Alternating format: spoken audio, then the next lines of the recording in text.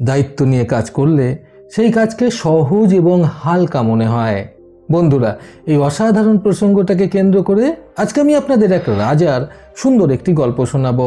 চ্যানেলে নতুন হলে সাবস্ক্রাইব করতে ভুলবেন না এবং অবশ্যই গল্পটি ভালো লাগলে একটা লাইক আশা করব। সঙ্গে থাকুন ভিডিওর শেষ পর্যন্ত। আপনারা কোথা থেকে ভিডিওটি দেখছেন আপনার নাম সমেত ভিডিওতে কমেন্ট করুন, যাতে রবিবার গল্পে আপনার নাম উল্লেখ করে আপনাকে ধন্যবাদ জ্ঞাপন করতে পারি। বহুদিন আগের কথা, এক রাজা যার রাজত্বে প্রজারা বেশ সুখেই ছিল। রাজা ছিল দয়ালু, জনদরদি। রাজ্যে কোনো কিছুর অভাব ছিল না। প্রজারা সঠিক সময়ে খাজনা দিয়ে যেত। সম্পদেরও কোনো অভাব ছিল না সেই রাজ্যে। এক কথায় রাজা প্রজা সকলে বেশ সুখে শান্তিতেই ছিল। এক বছর বৃষ্টি না হওয়ায় রাজ্যে খরার পরিস্থিতি উপস্থিত হয়। প্রজারা চাষবাস করতে পারে না এবং সেই হেতু তারা রাজাকে কোনো খাজনা দিতে পারে না। রাজা কারণ বুঝতে পেরে সেই বছরের খাজনা মাফ করে দেন, কিন্তু খাজনা না পাওয়ায় রাজস্ব ধীরে ধীরে কমতে শুরু করে। রাজা এইবার চিন্তায় পড়ে যায়। দিনের পর দিন এই চিন্তা বাড়তেই থাকে। পরের বছর সব ঠিক হয়ে যায়, ঠিকঠাক বৃষ্টি হয়, প্রজারা সঠিক সময়ে খাজনাও দিয়ে দেয়। কিন্তু সেই যে চিন্তার ভাঁজ রাজার কপালে পড়েছিল, সেটা কিন্তু রাজার আর পিছু ছাড়ল না। যদি আবার পরে কখনো এইরকম পরিস্থিতি পুনরায় আসে তাহলে কি হবে? এর পাশাপাশি অন্যান্য চিন্তাও তার ঘুম কেড়ে নিয়েছিল।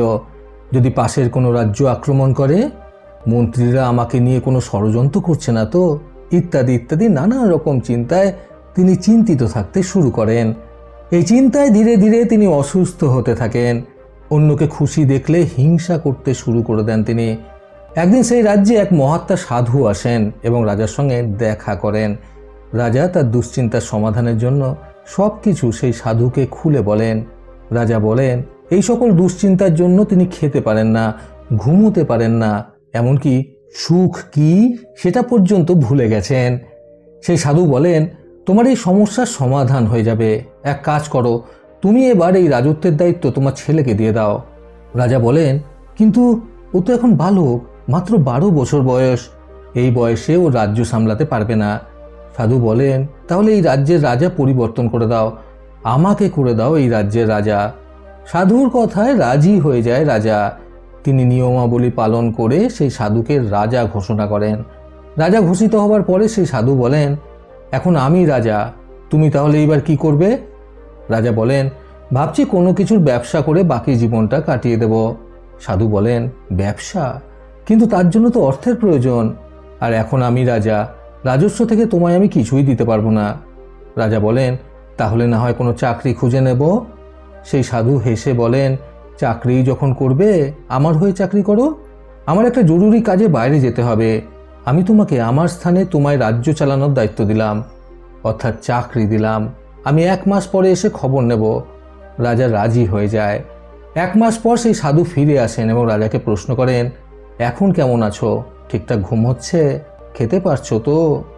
রাজা বলেন, আমি এখন একদম ঠিক আছি, কোনো কিছুতেই কোনো সমস্যা হচ্ছে না। কিন্তু আমি একটা জিনিস কিছুতেই বুঝতে পারলাম না, আমি আগে যা করতাম এখনও তাই করি। তাহলে আগে কেন আমি সন্তুষ্ট হচ্ছিলাম না? কেন এত দুশ্চিন্তা হতো? সাধু হাসেন আর বলেন, পূর্বে তুমি তোমার কাজটাকে বোঝা বলে মনে করছিলে, তাই তোমার দুশ্চিন্তা হচ্ছিল। আর এখন তুমি দায়িত্ব নিয়ে কাজ করছো, তাই সেই একই কাজকে তোমার হালকা মনে হচ্ছে। বন্ধুরা, নিজের কাজকে সহজ এবং হালকা করতে আজকের এই সুন্দর গল্প থেকে শিক্ষণীয় 3টি কথা সর্বদা মনে রাখুন। প্রথমত, আপনি যে কাজই করুন না কেন, আপনি যদি মালিকও হন তাহলেও দায়িত্ব ভেবে কাজটি করুন। দ্বিতীয়ত, কাজকে যত বোঝা মনে করবেন এর ওজন দিন দিন বাড়তে থাকবে। তৃতীয়ত, দায়িত্ব নিয়ে কাজ করলে সেই কাজে যদি অতিরিক্ত সময় অতিবাহিত হয়েও যায় তাতেও ক্লান্তি আসে না। প্রতিবারের মতো আবারও বলবো, এই পৃথিবী তাদেরকেই সম্মান দেয় যারা ইউনিক কিছু করার ক্ষমতা রাখে। সকলে সুস্থ এবং সুন্দর জীবন কামনায় প্রকৃত জীবন থেকে আমি সন্তু চক্রবর্তী আবার আসবো নতুন সুন্দর শিক্ষণীয় একটি ছোট গল্পের সাথে। ভালো শুনুন, ভালো থাকুন, ধন্যবাদ।